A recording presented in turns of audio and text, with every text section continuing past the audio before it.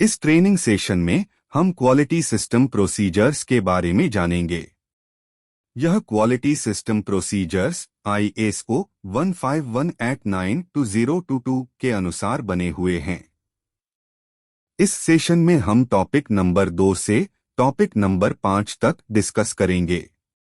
अभी जो topic discuss करेंगे वह है personal management, impartiality and confidentiality of information, competence assessment and staff performance और internal communication। सबसे पहले जो टॉपिक हम डिस्कस करेंगे वह है पर्सनल मैनेजमेंट। इसमें हम जानेंगे कि लेबोरेटरी में सफिशिएंट मैनपावर कैसे प्रोवाइड की जाएगी या उपलब्ध कराई जाएगी। HR मैनेजर और लैब डायरेक्टर स्किल्ड और कॉम्पिटेंट मैनपावर प्रोवाइड करने के लिए रिस्पॉन्सिबल हैं। HR डिपार्टमेंट, हेड ऑपरेशन और लैब डायरेक्टर ने मिलकर लेबोरेटरी की सभी पोजीशंस के लिए मिनिमम क्वालिफिकेशन डिसाइड की हुई हैं, जिसके अनुसार ही स्टाफ की नियुक्ति की जाती है। लैब डायरेक्टर और HR जॉब रिक्वायरमेंट के अनुसार कैंडिडेट्स की नॉलेज और स्किल्स को जांचने के लिए इंटरव्यू करके ही सिलेक्शन करते हैं।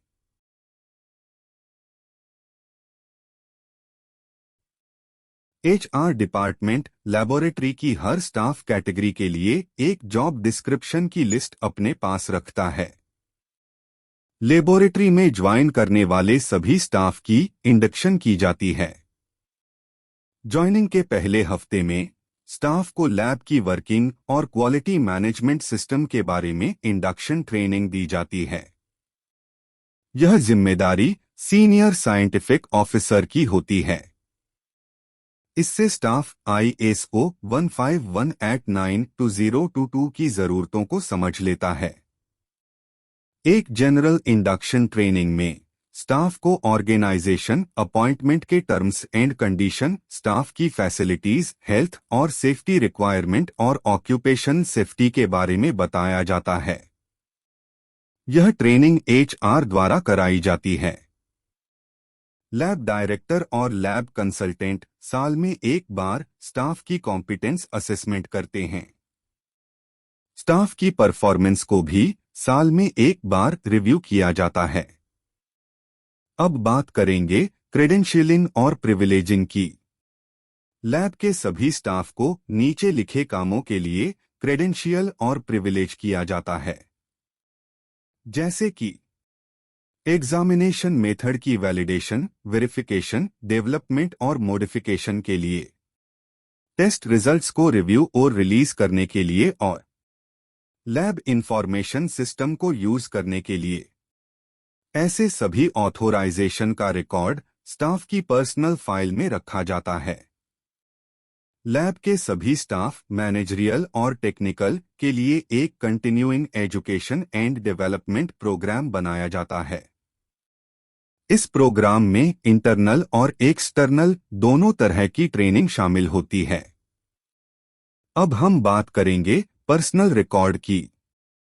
हर स्टाफ के लिए एक personal record file HR department में मेंटेन की जाती है या बनाई जाती है। इस फाइल में स्टाफ की एजुकेशन और प्रोफेशनल क्वालिफिकेशन, लाइसेंस और सर्टिफिकेट्स की कॉपीज, कंटिन्यूइंग एजुकेशन और प्रोफेशनल डेवलपमेंट के record, previous work experience, job description, laboratory induction का रिकॉर्ड, ट्रेनिंग और रिट्रेनिंग का रिकॉर्ड, कॉम्पिटेंस असेसमेंट का record, continuing education and achievement का रिकॉर्ड, स्टाफ परफॉर्मेंस के रिव्यू, क्रेडेंशियलिंग और प्रिविलेजिंग, एक्सीडेंट्स और ऑक्यूपेशन हजार्ड के एक्सपोजर की रिपोर्ट और इम्यूनाइजेशन स्टेटस। इन सब की डिटेल पर्सनल फाइल्स में रखी जाती है। अगला टॉपिक हम डिस्कस करेंगे impartiality and confidentiality of information. पहले हम बात करेंगे इम्पार्शियलिटी की। इम्पार्शियलिटी के लिए सभी पेशेंट सैंपल्स को UHID नंबर और लैब नंबर से पहचाना जाता है। ताकि उनको यूनिफॉर्म या एक जैसा ही ट्रीट किया जाए। मैनेजमेंट रिव्यूज के दौरान लैबोरेटरी एक्टिविटीज और लैब के अलग अलग स्टाफ के इंटर रिलेशनशिप को मॉनिटर किया जाता है और लैब की इम्पार्शियलिटी पर इनके असर का अंदाजा लगाया जाता है। असर कम करने के लिए जरूरी कदम उठाए जाते हैं। अब हम बात करेंगे कॉन्फिडेंशियलिटी की। कॉन्फिडेंशियलिटी एंश्योर करने के लिए लेबोरेटरी में कुछ प्रोसीजर फॉलो किए जाते हैं, जैसे कि रिपोर्ट्स तभी इशू की जाती हैं जब पेशेंट या अटेंडेंट के पास उसका बिल नंबर जिसके ऊपर उसका UHID हो, जो कि उसे टेस्ट बुकिंग के टाइम दिया गया था।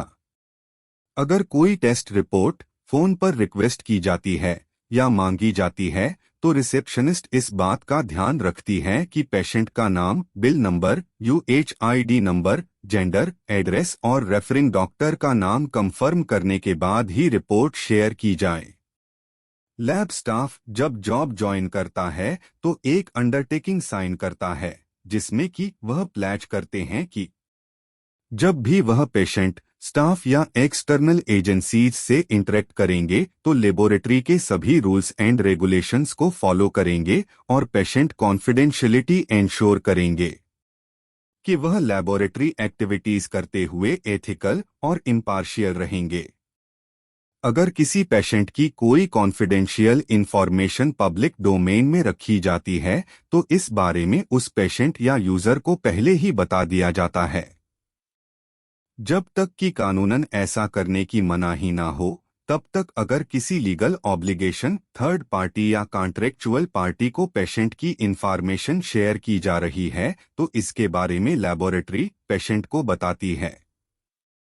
लेबोरेटरी को अगर पेशेंट के बारे में कोई जानकारी किसी कंप्लेंट या रेगुलेटरी अथॉरिटी से मिलती है तो उसे कॉन्फिडेंशियल रखा जाता है जब तक कि इंफॉर्मेशन के सोर्स ने स्पेसिफिकली ऐसा ना कहा हो। तब तक इंफॉर्मेशन के सोर्स की आइडेंटिफिकेशन पेशेंट को नहीं बताई जाती है।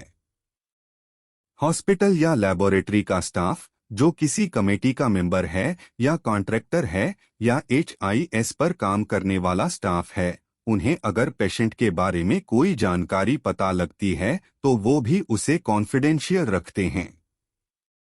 अगला टॉपिक है कॉम्पिटेंस असेसमेंट और स्टाफ परफॉर्मेंस। लैब का डायरेक्टर और कंसर्न्ड HOD या इंचार्ज सभी टेक्निकल स्टाफ की कॉम्पिटेंस एसेस करते हैं। यह असेसमेंट ज्वाइनिंग के 1 महीने के अंदर अंदर हो जाती है। कॉम्पिटेंस असेसमेंट के लिए रिक्वायरमेंट कॉम्पिटेंस असेसमेंट फॉर्मेट और क्रेडेंशियलिंग और प्रिविलेजिंग फॉर्मेट में लिखी होती है। कॉम्पिटेंस असेसमेंट में नीचे दी गई मेथाडोलॉजी का इस्तेमाल किया जाता है। Routine work process, safety practice, equipment की मेंटेनेंस और फंक्शनल चेक की डायरेक्ट ऑब्जर्वेशन, एग्जामिनेशन रिजल्ट्स की रिपोर्टिंग और रिकॉर्डिंग की मॉनिटरिंग, वर्क रिकॉर्ड्स का रिव्यू, प्रॉब्लम सॉल्विंग स्किल की असेसमेंट, स्पेशली दिए गए सैंपल्स का एग्जामिनेशन जैसे कि पहले से टेस्ट किए हुए सैंपल्स या इंटर लैबोरेटरी कंपैरिजन के सैंपल्स या स्प्लिट सैंपलिंग, रिटन असेसमेंट और क्विज। कॉम्पिटेंस असेसमेंट क्लियरेंस के बाद लैब डायरेक्टर स्टाफ को बिना सुपरविजन के काम करने की इजाजत दे देता है। कॉम्पिटेंस असेसमेंट साल में कम से कम 1 बार की जाती है। कॉम्पिटेंस असेसमेंट के जैसे ही स्टाफ की परफॉर्मेंस को भी समय समय पर रिव्यू किया जाता है। यह review HR department, lab director और रिस्पेक्टिव HOD के साथ मिलकर करता है। इस रिव्यू को स्टाफ की पर्सनल फाइल में रखा जाता है। अब हम बात करेंगे इंटरनल कम्युनिकेशन की। लैब को कम्युनिकेट करने की क्या जरूरत पड़ती है? लैब किस बारे में बातचीत करती है? लैब नीचे दिए गए कामों के लिए कम्युनिकेट करती है, जैसे कि टेस्ट रिपोर्ट के बारे में, सैंपल कलेक्शन और रिसैंपलिंग के बारे में, इनकम्प्लीट TRF फॉर्म के बारे में, सैंपल कलेक्शन और रिपोर्टिंग की टाइमिंग के बारे में, क्रिटिकल वैल्यू इन्फॉर्म करने के लिए अलग अलग फैसिलिटीज के चार्ज बताने के लिए, स्टाफ के बारे में इंफॉर्मेशन लेने और देने के लिए और एड ऑन टेस्ट की जानकारी के लिए। अब हम बात करेंगे लैब स्टाफ को कैसे कम्युनिकेट करना चाहिए। लैब स्टाफ को पोलाइट और रिस्पेक्टफुल तरीके से कम्युनिकेट करना चाहिए और जो भी इंफॉर्मेशन कॉलर को चाहिए वह उन्हें प्रोवाइड करनी चाहिए। अगर वह इंफॉर्मेशन आपके पास अवेलेबल नहीं है तो वह कॉल को कंसर्नेड डिपार्टमेंट या अपने हेड ऑफ डिपार्टमेंट को ट्रांसफर कर सकते हैं या फिर वह कॉलर का नंबर लेकर इंफॉर्मेशन कलेक्ट करके उन्हें वापस कॉल बैक कर सकते हैं। इस स्लाइड में हम देखेंगे कि लैबोरेटरी कम्युनिकेशन के लिए किन चैनल या तरीकों का इस्तेमाल करती है, जैसे कि लैब डायरेक्टर और लैब स्टाफ के बीच होने वाली कम्युनिकेशन के लिए नोटिस, इंडिविजुअल ब्रीफिंग और वर्क प्रोसीजर्स का इस्तेमाल किया जाता है, जबकि लैब डायरेक्टर और हॉस्पिटल स्टाफ के बीच होने वाली कम्युनिकेशन के लिए नोटिस और टेलीफोनिक बातचीत का इस्तेमाल किया जाता है। इसी तरह हॉस्पिटल कंसल्टेंट्स और लैब डायरेक्टर के बीच होने वाले कम्युनिकेशन के लिए वर्बल कम्युनिकेशन, मीटिंग्स और टेलीफोनिक बातचीत का इस्तेमाल किया जाता है। हॉस्पिटल कंसल्टेंट्स और लैबोरेटरी के बीच होने वाली कम्युनिकेशन के लिए टेलीफोनिक कम्युनिकेशन, वर्बल कम्युनिकेशन और रिटन रिक्वेस्ट जैसे कि टेस्ट रिक्विजिशंस का इस्तेमाल किया जाता है। Thank you.